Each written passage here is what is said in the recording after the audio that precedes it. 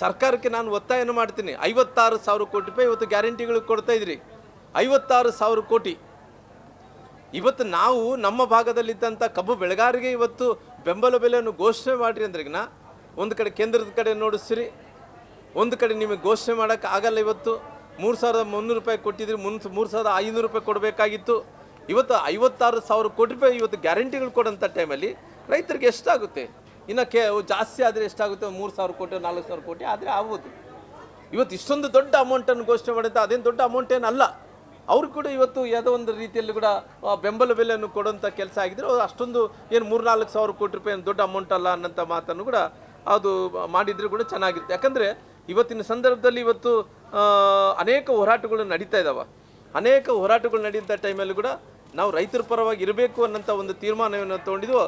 ಎಲ್ಲರ ಜೊತೆಯಲ್ಲಿ ಬಾಗಲಕೋಟೆ, ಬಿಜಾಪುರ, ಬಾಗಲಕೋಟೆ, ಅದೇ ರೀತಿಯಲ್ಲಿ ಬೆಳಗಾಮು, ಅದೇ ರೀತಿಯಲ್ಲಿ ಬಳ್ಳಾರಿಗೆ, ಇವತ್ತು ಕಲಬುರಗಿ, ರಾಯಚೂರು, ಈ ಭಾಗದಲ್ಲಿ ಕೊಪ್ಪಳ, ಬಳ್ಳಾರಿ, ವಿಜಯನಗರ ಜಿಲ್ಲೆಯಲ್ಲಿ ಅನೇಕ ಈ ಭಾಗದಲ್ಲಿ ಏನು ಸಮಸ್ಯೆಗಳ ಬಗ್ಗೆ ಇವತ್ತು ರೈತರು ಏನು ಹೋರಾಟವನ್ನು ಮಾಡ್ತಾಯಿದ್ರೋ ಆ ಹೋರಾಟದ ಬಗ್ಗೆ ಇವತ್ತು ಸಂಪೂರ್ಣವಾಗಿ ರೈತರ ಪರವಾಗಿ ನಿಲ್ಲಂಥ ಕೆಲಸ ನಾವು ಮಾಡ್ತಾಯಿದ್ವಿ. ಈ ಸರ್ಕಾರ ಕಬ್ಬು ಬೆಳೆಗಾರರು ಬೆಳಗಾಮು, ಬಿಜಾಪುರ, ಬಾಗಲಕೋಟೆ ಈ ಭಾಗದಲ್ಲಿ ಯಾರು ಕಬ್ಬು ಬೆಳೆಯುವಂಥ ರೈತ ಇವತ್ತು ದೊಡ್ಡ ಹೋರಾಟವನ್ನು ಮಾಡ್ತಾ ಇದ್ದಾನೆ.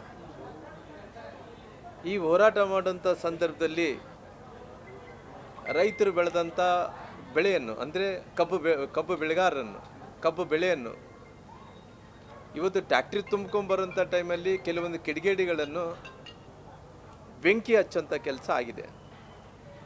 ರೈತರು ಹೇಳ್ತಾ ಇದ್ದಾರೆ ಇದು ಕಾರ್ಖಾನೆಯ ಕಡೆಯಿಂದನೇ ಆಗಿದೆ ಅನ್ನೋಂಥ ಮಾತನ್ನು ಹೇಳ್ತಾ ಇದ್ದಾರೆ. ಅವರು ಕಾರ್ಖಾನೆಯವರು ಏನು ಹೇಳ್ತಾರೆ, ನಮ್ಮಿಂದ ಆಗಿಲ್ಲ ಅನ್ನೋಂಥ ಮಾತನ್ನು ಹೇಳ್ತಾ ಇದ್ದಾರೆ. ಆದರೆ ಒಬ್ಬ ರೈತ ಯಾವುದೇ ಬೆಳೆಯನ್ನು ಬೆಳೆದಂಥ ಒಬ್ಬ ರೈತ ಆ ಬೆಳೆದಂಥ ಬೆಳೆಗೇನೆ ಇವತ್ತು ಬೆಂಕಿ ಹಚ್ಚುವಂಥ ಕೆಲಸ ಯಾರನ್ನ ಮಾಡಿದಾರ ಅನ್ನೋಂಥ ಪ್ರಶ್ನೆಯನ್ನು ಕೇಳಬೇಕಾಗುತ್ತೆ. ಯಾಕಂದರೆ ಇವತ್ತು ಕೆಲವೊಂದು ಕಿಡಿಗೇಡಿಗಳು ಸರ್ಕಾರ, ಮುಖ್ಯಮಂತ್ರಿಗಳು ಮೊನ್ನೆ ಹೇಳಿಕೆಯನ್ನು ಕೊಡ್ತಾ ಇದ್ರು. ಯಾರು ಈ ಕಿಡಿಗೇಡಿಗಳು ಏನು ಬೆಂಕಿ ಹಚ್ಚಿದಾರೋ ಅವ್ರ ಮೇಲೆ ತನಿಖೆ ಆಗಬೇಕು ಅನ್ನೋಂಥ ಒತ್ತಾಯವನ್ನು ಮುಖ್ಯಮಂತ್ರಿಗಳು ಆದೇಶವನ್ನು ಕೂಡ ಮಾಡ್ತಾ ಇದ್ರು.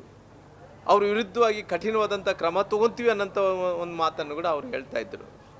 ಅದೇ ರೀತಿಯಲ್ಲಿ ಕೂಡ ಇವತ್ತು ರಾಜ್ಯದ ಅನೇಕ ಭಾಗಗಳಲ್ಲಿ ಇವತ್ತು ಕಬ್ಬು ಬೆಳೆದಂಥ ರೈತರ ಬಗ್ಗೆ ಆಗಿರ್ಬೋದು, ಬೇರೆ ಬೇರೆ ವಿಚಾರದಲ್ಲಿ ಚಾಮರಾಜನಗರದಿಂದ ಬೀದರ್ದಿಂದ ಬೆಳಗಾಂ ತನಕ ಕೂಡ ಅನೇಕ ಕಡೆ ಕೂಡ ಅನೇಕ ಬೆಳೆಗಳನ್ನು ಬೆಳೀತಾ ಇದ್ದಾರೆ.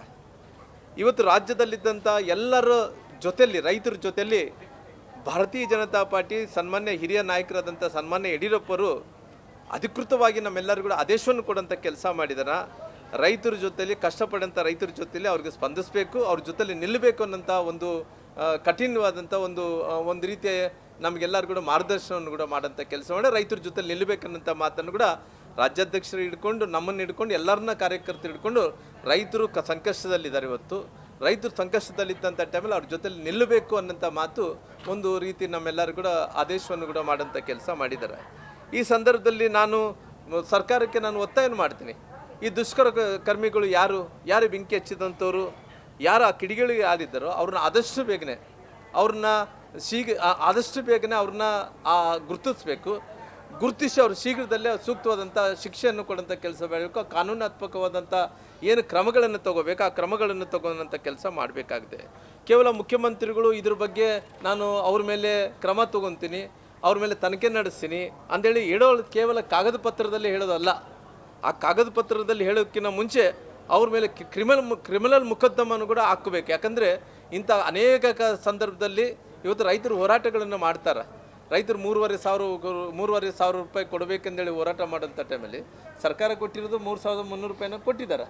ಆದರೆ ಇವತ್ತಿನ ತನಕ ಕೂಡ ಎಲ್ಲ ರೈತರು ತೃಪ್ತಿದಾರ ಅಂದ್ರೆ ಯಾರ ರೈತರು ಕೂಡ ತೃಪ್ತಿಲ್ಲ.